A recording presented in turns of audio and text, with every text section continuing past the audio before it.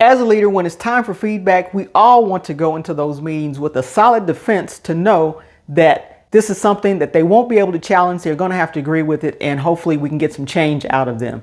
If that's you, this is the video for you. I'm Adrian from Adrian's Avenue, and I talk about things that are rich, relatable, and relevant that will help you become the leader that others want to follow. Let's jump right into this one. Now, the very first step to a rock solid feedback meeting is on you.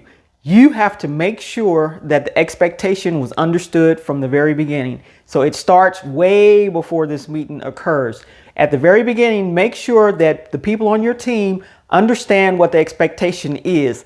They need to know what that next action step is after you leave the meeting. If you give them an assignment, what are they going to do next? Then number two, you need to check how they feel about it, because people will leave a meeting smiling and get it and everything and go back to their desk and start talking to their neighbors about how they're overwhelmed, how this is not going to work. You need to know their feelings. So make sure you ask them before they leave the meeting, how are you feeling about this? Let's just get it all on the table so we can discuss it.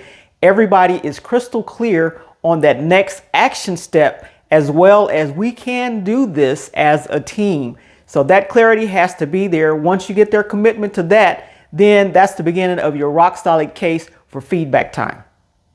Now, once everybody understands the assignment, in total agreement, you have their commitment on it, it's time for them to go to work. If something does not happen like you need for it to happen in a few weeks, few months, and you see something is going awry, it's time to address it. That's your time that you need to initiate that conversation. That's on you. So pull the person aside, send them a note, just tell them that you need to talk to them, sit down and talk to them about something and let them know in the conversation what's going on. But you need to initiate that conversation, because they will not come to you if something is going wrong, guaranteed. So when they get to the meeting, they should have some sense of, okay, my supervisor wants to talk to me about something. It's up to you to start that conversation out. You don't have to beat around the bush. Let them know the behaviors that you have observed them doing. Do not make general statements such as you have a bad attitude. They don't understand what that is, and it's hard for anybody else to understand what that is. If the problem is they're cutting off people in meetings or over talking people in meetings, tell them, or coming in late into work late, tell them the behavior that you have observed. Make it crystal clear. That's the evidence that you have to back it up. That's something that they cannot refute, because you've seen it and they can remember that they did it. If they don't come to work, if it's 5 minutes late, 10 minutes late, they know that they're coming to work 5 or 10 minutes late. And if it's over talking people in meetings or making remarks or having certain looks on their face, they know that they're doing that. You're just observing it and bringing it to their attention. So just make it crystal clear what the behavior is that you want to discuss. And at that point, open it up to let them give you information on why this is happening. An open-ended question is great to have at that point. Two of the greatest open-ended questions is, what's going on? Or why do you think this keeps happening? And then you sit quietly and let them to respond to those questions that you just asked them. The best feedback that I want to give you at this point is to hit that like button and that subscribe button so that you can remain up to date on the information as it becomes available to you. And go ahead, share this out. So if you've been with me for a while, you know that I lead teams. I've had many years of leading teams. However, I wanted to come up with something that was solid, that could help you lead your team better. Not just a video, but something that you can actually put in your hand and help you lead your teams. I came up with my top 10 ways that I led my teams over the years. Click the link below. It's totally free, yours to have, that will help make your team leadership be more respected and more connected with your team. Click the link below. Now, once they give their explanation of why they're doing what they're doing, coming into work late or whatever it is, we need to move toward a solution. And that's what the next step is. Give them the opportunity to give the solution. If the reason that they're coming in late is the alarm clock isn't working, they need to think of a way to make sure they set their phone or do something that they will get a notice in the morning when it's time to come in to work, that they go ahead and get up and come into work. This is something that they need to solve for themselves. It's their problem. They need to solve it. And once they let you know what they're going to do to resolve this issue, that's what you count on them doing what they say that they're going to do. And that's the next step. Now, regardless of which way the situation goes, as far as if they do what they said that they're going to do, or if not, you need a check-in point.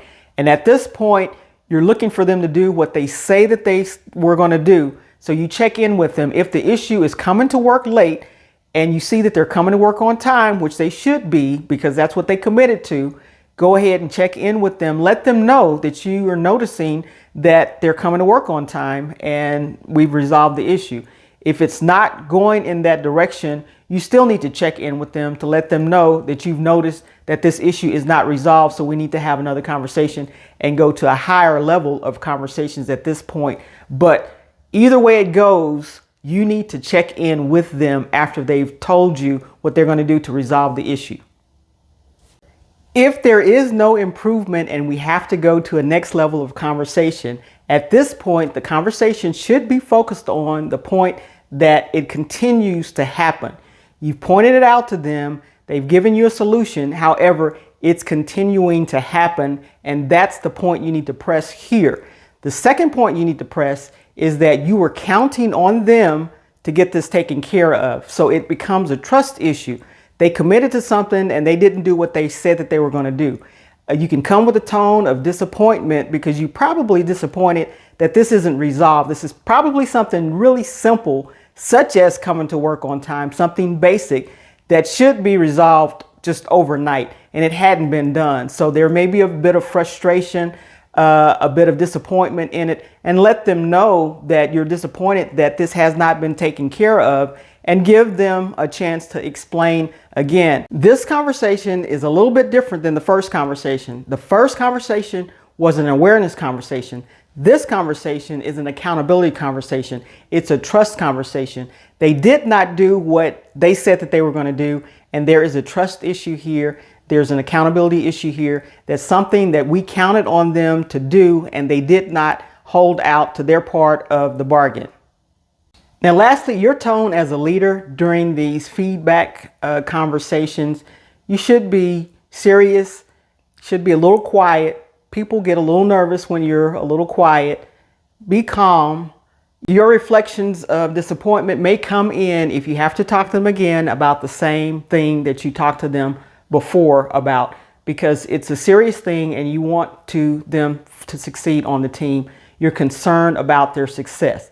And they need to know and hear that in your voice that you are concerned about them and this is a serious matter. And so let's go ahead and get it taken care of. But this is the way that you will win at the feedback conversation, starting with clarity at the very beginning that they understand and fully understand, and then having them commit and then calling them on the carpet if they don't do what they're supposed to do.